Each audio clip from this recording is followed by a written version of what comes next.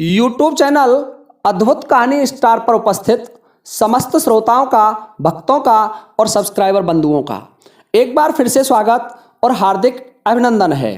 श्रोताओं, जैसा कि आप जानते हैं, ये जो अद्भुत कहानी स्टार यूट्यूब चैनल है, इस पर मैं आपको कहानियाँ सुनाता हूँ।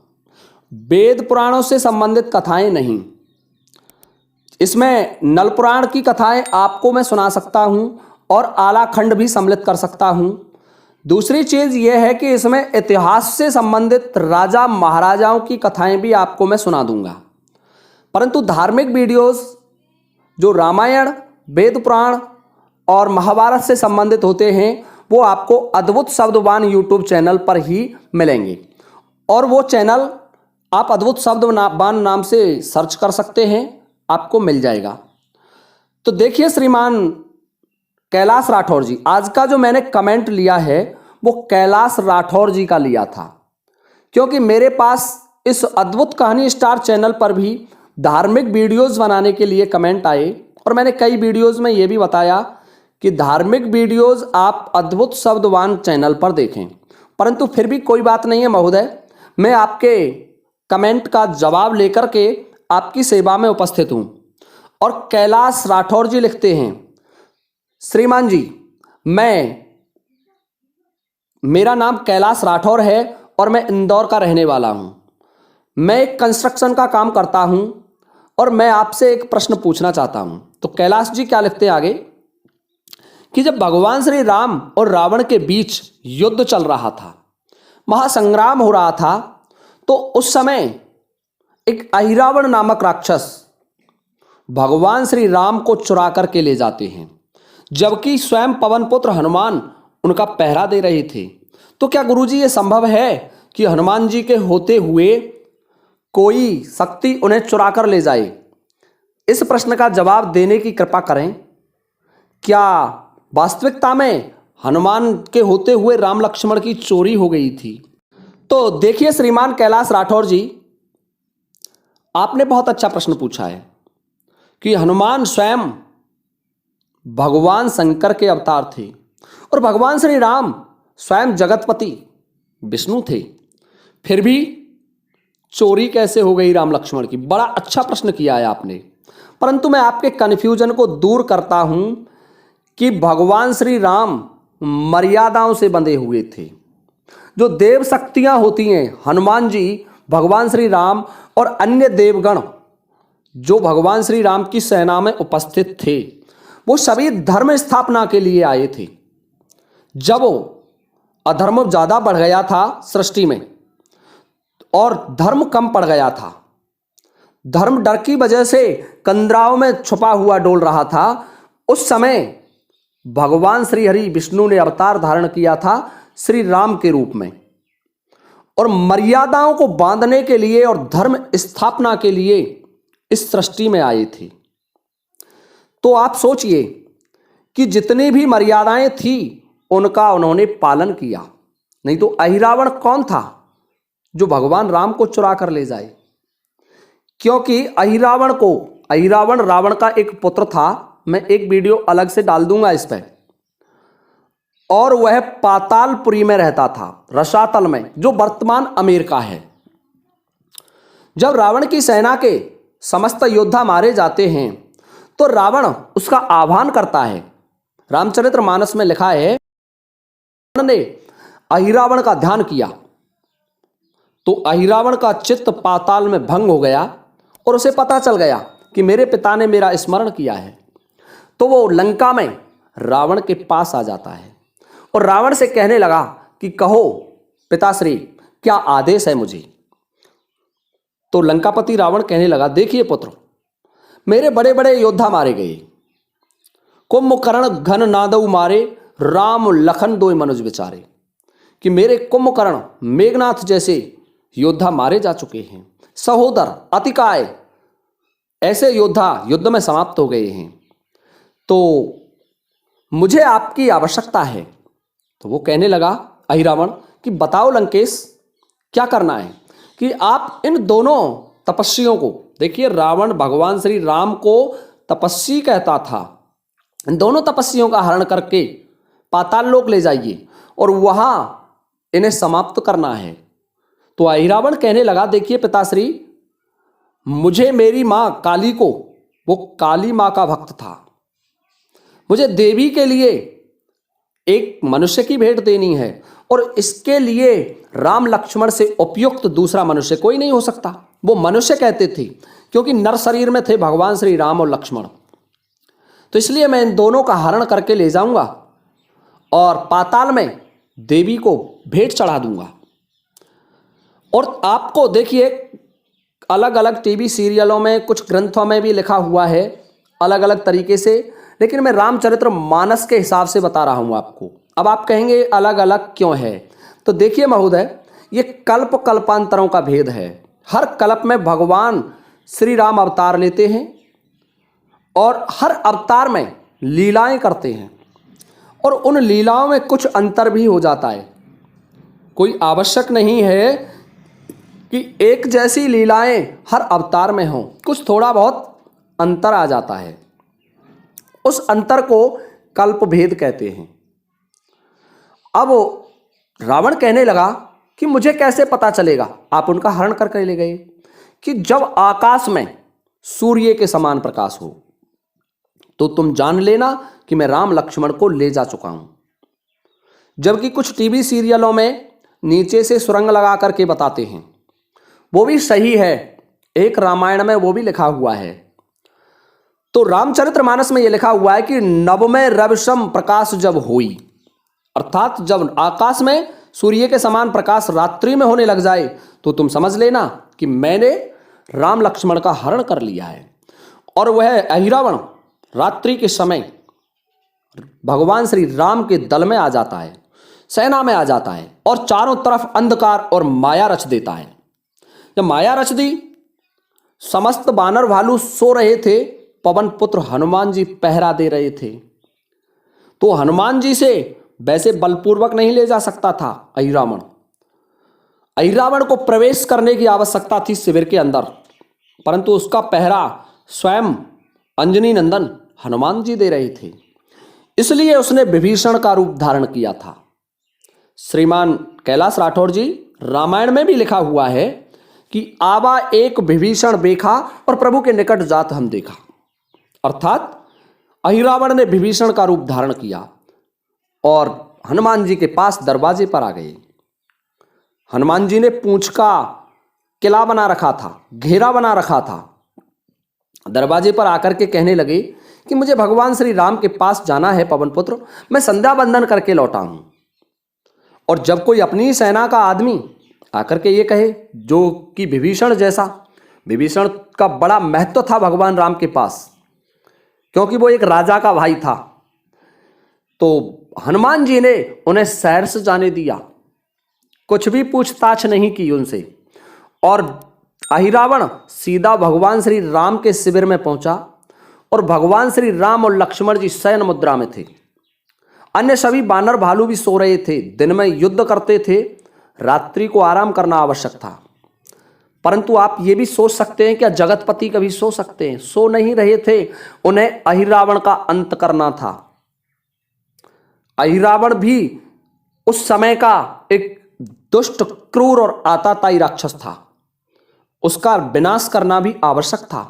इसलिए भगवान श्री राम स्वयं उसके साथ जाना चाहते थे, यह भी मैं आपको बता देना चाहता हूं।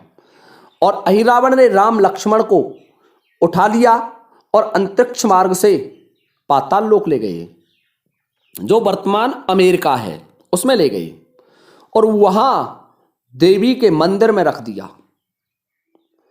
श्रोताओं, जब प्रातःकाल हुआ तो हनुमान जी से कुछ बानर कहने लगे कि भगवान श्री राम कहाँ हैं? उन्होंने चारों तरफ देखा, परंतु भगवान श्री राम कहीं नहीं मिले। इधर उधर खोजने लगे, कहीं भगवान श्री राम का कोई पता नहीं चला। तब विभीषण जी आते हैं और हनुमान जी से पूछते हैं कि पवन पुत्र, द्वार पर आप थे, तो आपके पास कौन आया था? तो हनुमान जी स्वयं कहते हैं, रामचरितमानस में लिखा हुआ है कि आवा एक विभीषण बेखा, प्रभु के निकट जात हम देखा। अर्थात एक व्यक्ति विभीषण का रूप धारण करके आया था या आप आए थे विभीषण जी स्वयं, और मैंने मुझसे पूछ करके आप भगवान श्री राम के पास गए थे और उसके अलावा कोई नहीं आया। तो बचन सुनत बोला लंकेशा, अहि रावण ले गयो अवधेशा।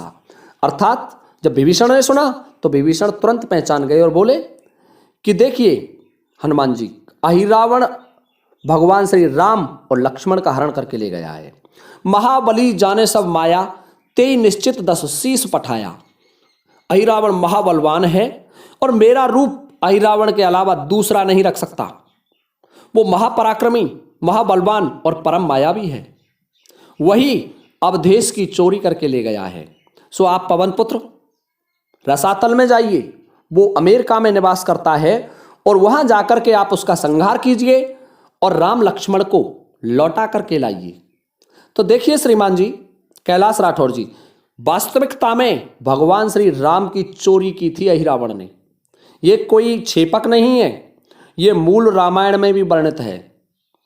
और भगवान श्री राम को जाना था स्वयं उस अहि रावण का नाश कराने के लिए, और उस अहि रावण का काल केवल पवन पुत्र हनुमान के हाथों से था। उसे देवी का वरदान था कि तुम्हें एक बानर के अलावा और कोई नहीं मार सकता। तो इसलिए केवल पवन पुत्र हनुमान के हाथ से उसका काल था। जब हनुमान जी पाताल लोक पहुंच जाते हैं, मैं थोड़ी सी शॉर्ट करूंगा यहां से। तो देखिए श्रीमान कैलाश राठौर जी, जब हनुमान जी पाताल के दरवाजे पर पहुंचते हैं तो उन्हें वहां मकरध्वज मिलते हैं, और मकरध्वज को वो पराजित कर देते हैं। पराजित करके उन्हीं की पूंछ में बांध करके अंदर नगर में प्रवेश कर जाते हैं, और नगर में प्रवेश करके देवी के प्रतिमा के पास पहुंचते हैं।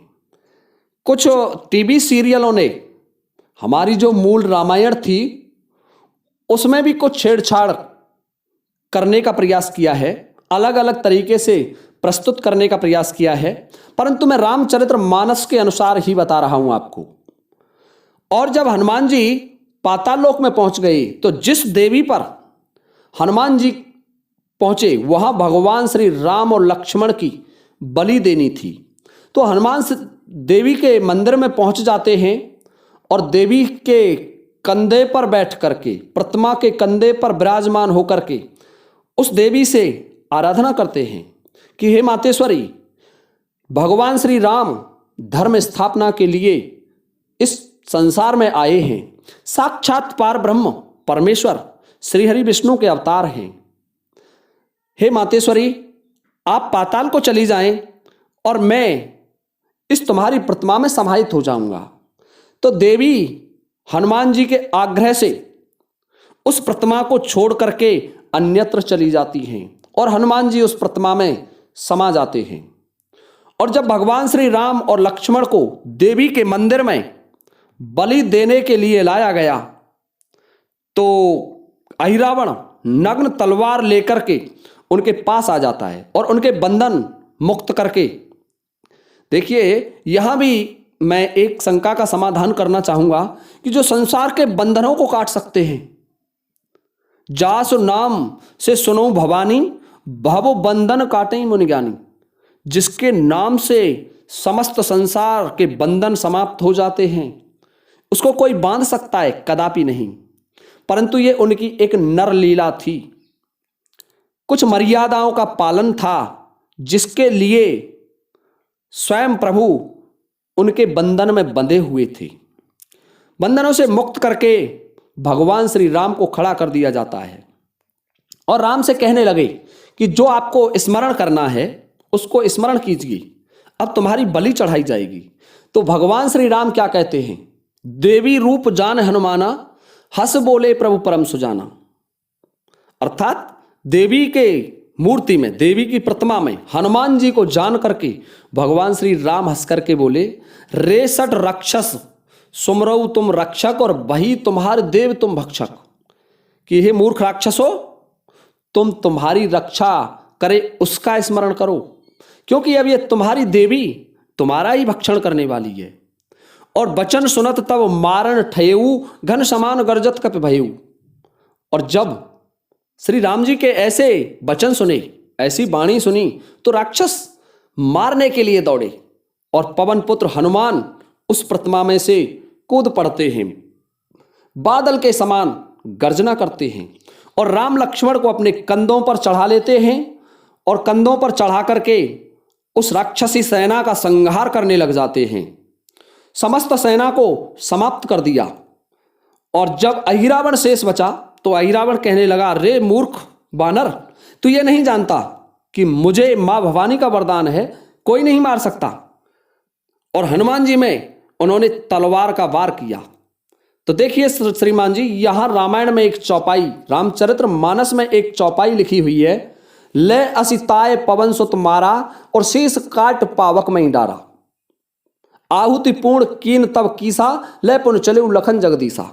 अर्थात हनुमान जी ने, असी कहते हैं तलवार को, हनुमान जी ने एक ही तलवार के प्रहार से उसके शीश को काट करके जो होम हो रहा था उसमें डाल दिया।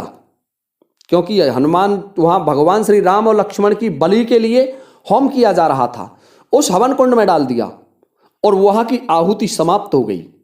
और हनुमान जी राम और लक्ष्मण को लेकर के चल देते हैं। अब देखिए मकरध्वज का क्या होता है। मकरध्वज प्रणाम ते कीना और बंधन छोड़ राज्य सब दीना।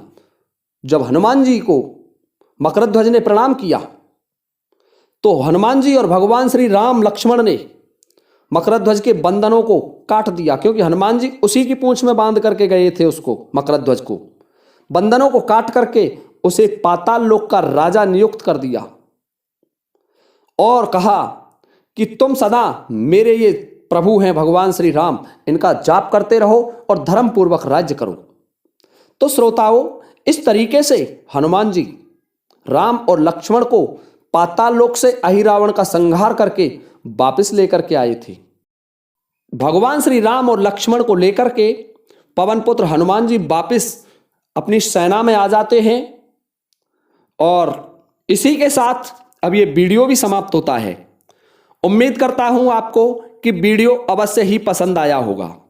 और एक निवेदन और करना चाहूंगा कि जो भाई धार्मिक वीडियोस देखना चाहें तो कृपया अद्भुत कहानी स्टार के बजाय अद्भुत शब्दवान यूट्यूब चैनल पर ही कमेंट करें। इसी के साथ ये वीडियो समाप्त होता है। जय हिंद, जय भारत।